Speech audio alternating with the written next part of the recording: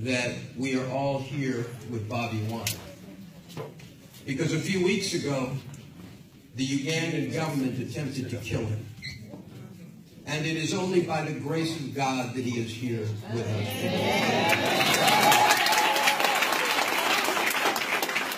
Only by the grace of God, because the beatings and the torture he suffered, which I feel now that I've witnessed, having heard it with the authorities here and international authorities who've been listening to exactly what Ugandan special forces did to a political opponent at the instructions of the leaders of the country.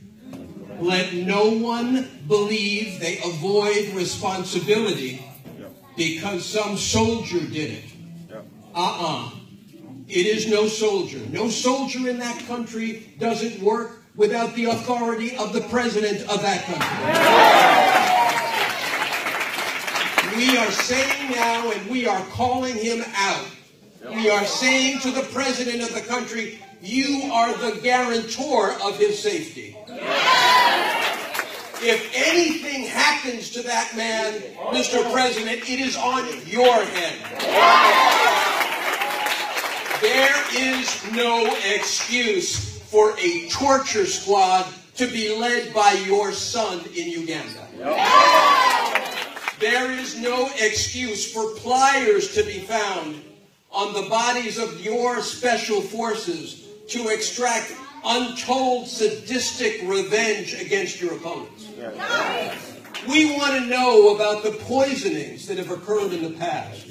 We want to know about the kidnappings that have occurred in the past. And we want to know about the murders that have occurred in the past. Because if that is the way to fight for freedom in your country, President Museveni, then something is seriously wrong in Uganda today.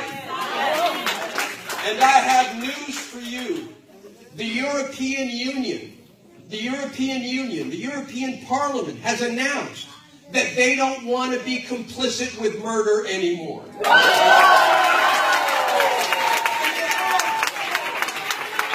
The State Department has announced, they have said they are deeply concerned about the abuses being carried on by the government, and that means the president of the country.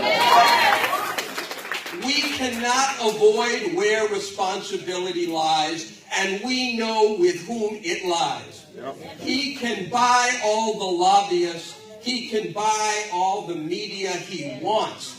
The truth is out, we know it, we hear it, this man is witness to it, and we won't let him get away with it.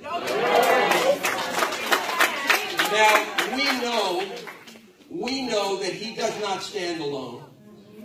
He stands with 33 others who were wounded and assaulted and tortured on August 13th. We don't forget them for 1 minute. And what Bobi says, I completely agree with. It is not about him as an individual. It is about him as a representation of the youth of Uganda who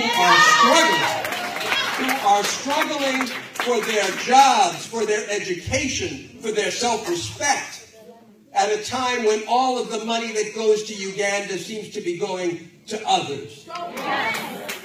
So let me not take up your time when we have Bobi Wine with us, but let me say thank you to all of you for all of the expressions of appreciation for Bobi and others who have so heroically waged a battle for freedom and democracy in Uganda. And let me just suggest to everybody that we all understand that when he gets on a plane to return to Uganda, he needs God's protection. And we need the international community to know the government will immediately attempt to detain him. We need the international community to be watching out with Bobi, for Bobi, on that day as well. So thank you very much for coming, and I turn it over to Bobi.